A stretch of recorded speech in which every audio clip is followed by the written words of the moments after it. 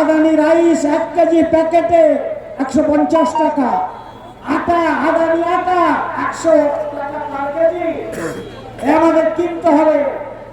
কিন্তু আমরা মনে করি এসইউসিআই দলের পক্ষ থেকে একটি মহামিছিলের আয়োজন করা হয়েছে। এদিন হেদুয়া পার্ক অর্থাৎ উত্তর কলকাতার হেদুয়া পার্কের পাশ থেকে তাদের মিছিলের আয়োজন শুরু হয়।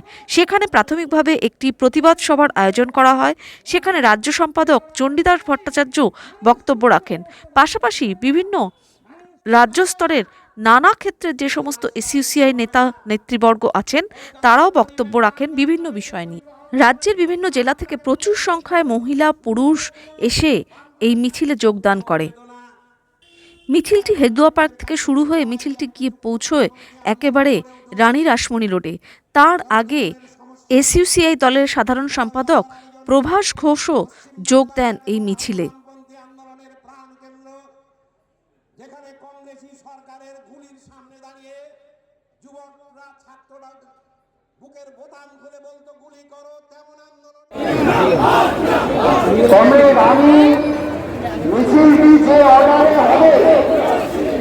আমি আবার বলছি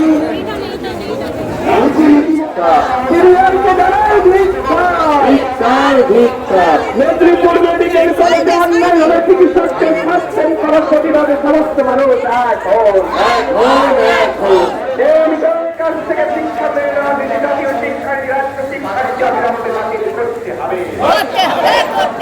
এই অবিশ্বাসকে মহাবিদ্যালয়ে দলে ধারণ করছে।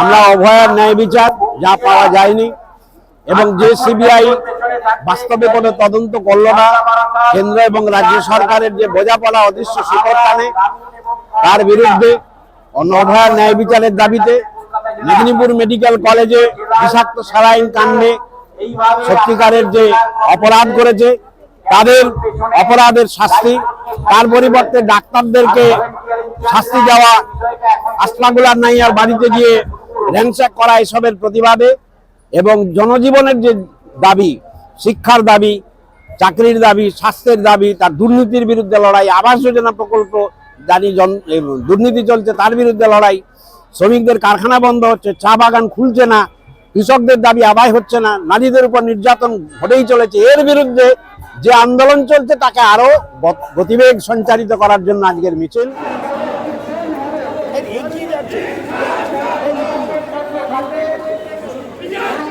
অনেকগুলো দাবিকে সামনে রেখে এই মিছিল সংগঠিত হলেও প্রকৃতপক্ষে আরজিকর হাসপাতালে মহিলা চিকিৎসকের ধর্ষণ খুনের ঘটনার প্রকৃত শাস্তি এবং বিচারের দাবিটাই মূল হয়ে ওঠে। সেখানে প্রচুর চিকিৎসকরা এসে অংশগ্রহণ করেন।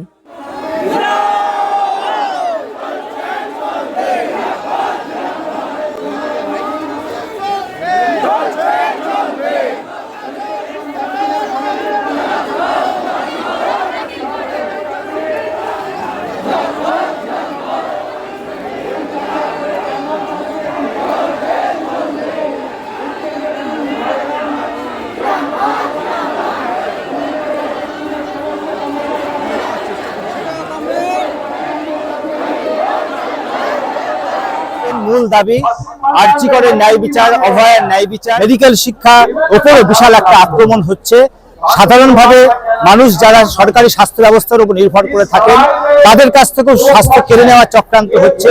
স্বাস্থ্যের বেসরকারীকরণ ব্যাপকভাবে হওয়া শুরু হয়েছে। এর প্রতিবাদে আজকে 21শে জানুয়ারি প্রায় লক্ষাধিক মানুষ পশ্চিমবঙ্গের বিভিন্ন প্রান্ত থেকে এসে এসইউসিআই কমিউনিস্ট দলের ডাকে আজকে মিছিল করবে।